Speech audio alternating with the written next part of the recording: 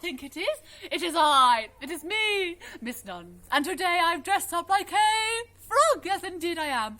I am Fred the Frog today because I thought, why not? Why can't you read a book dressed up as your favourite character? Maybe at home you have a dressing up outfit for Spider-Man or a mermaid or a princess or a king. And you could read a story in your dressing up clothes. I had a frog outfit. You like my feet, by the way. Look how fabulous those are. I had a frog outfit at home just because, you know, you do. So I've decided to dress up like a frog today, ready to read you my story. Come, come. Today I'm going to read to you The Bog Baby, because it's not about a frog, but it is about an animal that lives in the same place as the frog, or a similar place. It's called the Bog Baby. He's not as cute as me, of course, but he will do. Here he is. Now, I wonder what it could be about. He's looking quite happy, I think. So maybe it's a happy story. Maybe he meets an exciting animal on the way. I don't know. Let's find out. Long ago, when we were little, me and Chrissy did something bad.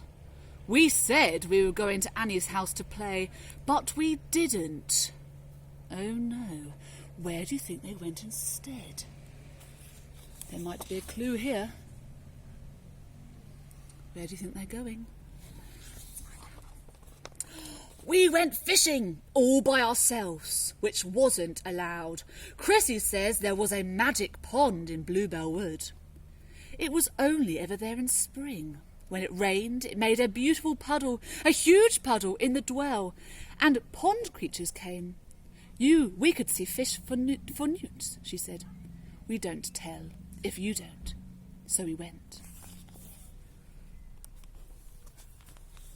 We found the pond. It was squelchy around the edge. The bluebells squeaked under our boots. We fished and fished, but we didn't catch a newt. We caught something much better. We caught a bog baby. Dun, dun, dun. How exciting. He was the size of a frog, only round and blue. He had boggly eyes and a spiky tail, and I do remember he had ears like a mouse. He came swinging through the flower stalks and jumped into the water. He floated up and down on his back and sucked his toes. Oh my goodness me. Do we suck our toes? Should we stick our dirty toes in our mouths? No, no, no, no, no. What a strange animal. That's when I fished him out. He didn't struggle. He sat up in my hand and looked surprised. He was as soft as jelly, like he had no bones. When we stroked him, he flapped his wings. They were no bigger than daisy petals. They seemed too small for him to fly. Chrissy said he might be able to fly if we blew on his wings. We blew and blew, but all we did was blow him onto the mud. He didn't try to escape. He just sat still with his paws over his eyes. Oh dear, poor thing. We put him in a jam jar, took him home and hid him in the shed. He was our bog baby. He wasn't meant to be a secret. We wanted to show Mum, but we daren't. If we did, she'd know we didn't go to Annie's. Oh look, they've done some drawings of Bog Baby. Maybe when you've read your story, you could draw a picture of the main character. What a nice extra activity. We made our Bog Baby a beautiful home in a bucket. Gravel, shells, clean water. Whenever he saw us, he jumped up and down. We picked him up and played with him. He was very ticklish. We fed him on cake crumbs. We loved our Bog Baby. Would you like to live in that place? Looks quite nice to me. Lots of nice shiny shells and a bit of water to swim in. Our friends loved him too. We sneaked him into school in a margarine tub.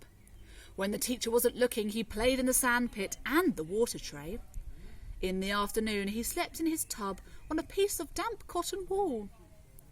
Chrissy made him a collar and lead, and we took him for walks in the field. Once a crow nearly ate him, but we scared it away just in time. Wow, it looks like he's having a ball. Such a great time. We took great care of our Bog Baby. At least we tried, but he got sick. He didn't jump up and down anymore. He went pale and his wings drooped. He wouldn't touch his cake crumbs. We gave him all sorts, but he spat them out. We wanted to ask Mum for help, but we daren't because of Annie. But the Bog Baby got thinner. He wouldn't walk on his lead. He hid under his shell. He wouldn't come out no matter how much we loved him. Oh no, that's so sad. Mum found us in the shed. Chrissy wouldn't say why we were crying. We promised not to tell, but I blabbed. Mum wasn't angry though. When she saw who was in the bucket, she smiled and her eyes went misty. She said she hadn't seen a Bog Baby since she was little. Oh, Mum was happy about it. How great. Please make him better, we cried.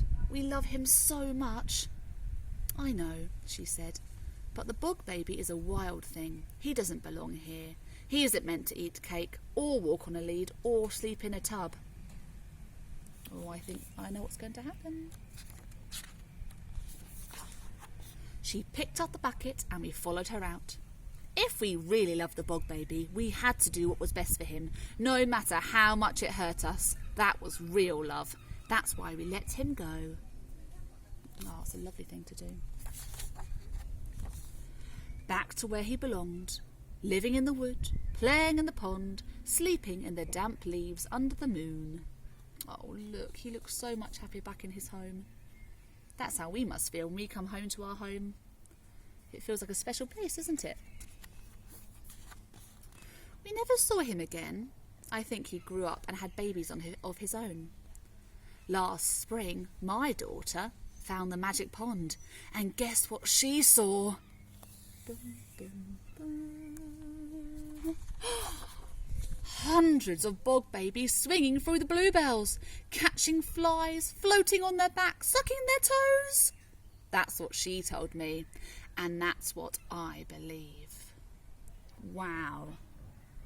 How amazing. Imagine if you went into the wood and found a magic pond and found loads of Bog Babies.